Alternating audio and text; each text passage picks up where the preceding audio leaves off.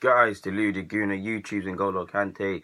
Good morning to you guys, man. Happy morning, Monday, and that we all get back to the grind of work and stuff. And sadly, things that I'd rather be making vids about this or working in my field that I'd love to be. You can see the tiredness in my eyes. Apologies if I don't look my normal self. The rain, it wasn't trying to help me sleep either. Where I live, you can hear the rain banging on my window. But let's crack on. Now, we know Alexis is gone. I personally believe top four is gone. By my own logic, you can keep it. Arsenal fans that are very optimistic, you can keep going. Because I do believe the top four can be named, excluding Arsenal. It can be named now because we're out of January, out of that pack I spoke about and bottled it. It's constantly changing. You've seen United, Arsenal, just to whom you guys, Spurs, Liverpool. Everybody's gone through a wobble apart from City, and everybody's still amongst the pack. That's the beauty of the Premier League. It's now the business time. Arsenal missed out by 1 point last year. This reiterates my point of you need difference makers now. You know Alexis is going. When you look at that Arsenal squad, you see some good players, you see some overrated players, you see some duds. But what you do not see is players that you look at in August and say, good form or bad form, are you still going to be near enough the top end for goals and assists? Can you help me win games we really shouldn't have won? Can you help us draw games we shouldn't have won? Get points where you shouldn't have got points, because that happens throughout a season. You have good games where you deserve the points. You have games you have to dig it out, especially away from home, where you didn't deserve a point, let alone 3, and you still walk away with that.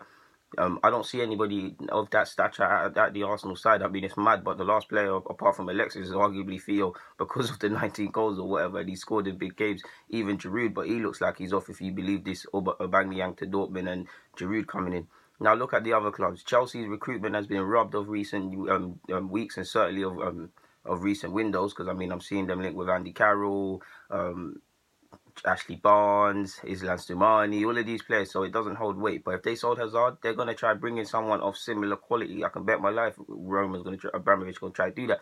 United just signed Alexis, but if they let Alexis go, they're going to try and bring someone else in. I'm pretty sure they went all out for Griezmann and it didn't happen, so they brought in Alexis. If they were to sell Pogba, arguably you could say Pogba's not world class yet, but they're going to bring in someone of that stature. Pogba's been injured and he's near enough for goals and assists for United. He's near enough the top end, and he's near some other stars at the rival clubs at City who are being called greats and stuff like that.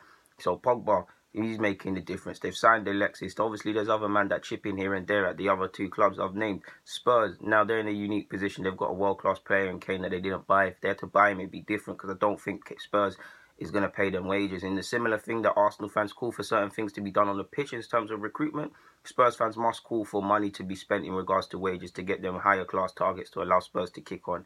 I don't know if the owners of these clubs love the club as much as the fans want them to do well. But if they've got Kane, world-class player, you see what he's doing. Man takes August off and he's still back in goals and doing a madness. 29 Premier League goals alone last year. You back him to be there.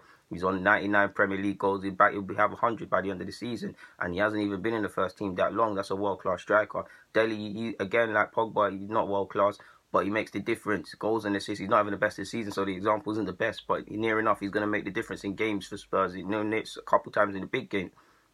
City, I don't need to sit here and name Kevin, De Bruyne, or Sterling, Sane, Gab Jesus, Sergio, all of these players that if one person's not turning up, the others are going to carry the buck. Liverpool let Coutinho go. They've still got Mane, Salah, and Firmino. None of them cost mad figures. Salah was 40. I'm sure Mane was around 40. Firmino was in his 30s.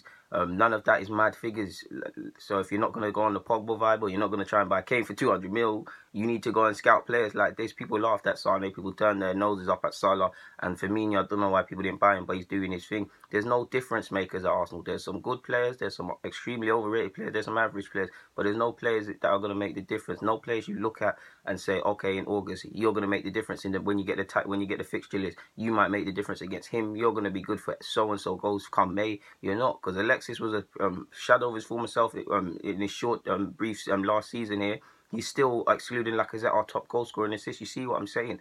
Mkhitaryan's coming in. He's not a replacement for Alexis. Obviously, on the basis that it's a direct swap and it's a body for body, it looks like it. It's not his fault. He cannot be judged on the same principles that we judged Alexis on. They're not in the same bracket. They're not the same sort of player for two.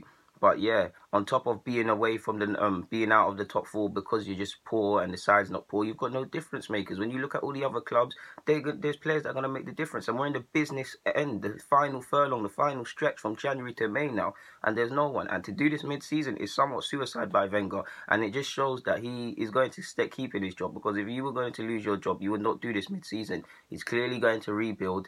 I say that lightly. This is his intentions and the club's intentions, between him, between people at the back. And what makes it worse, you've still got to go to Manchester United, you've still got to play City, and we've still got to play Spurs. These are teams that are in and around the top 6, top 4 that we're trying to aspire from. That's 9 points. Can you honestly say you're going to take anything off them 3 teams? You could probably say no. Obviously, we beat Spurs, so the optimistic Arsenal fans can make the case for that, but there's none. Obviously, we played Chelsea, Liverpool, and there's a couple other hard games excluding the top 6 that, because I've just woken up, I ain't got really time to deep. But there's not much more to be said on that front, man. Guys, Deluded Guna, YouTube's and Golo Kante, let me get out of your hair.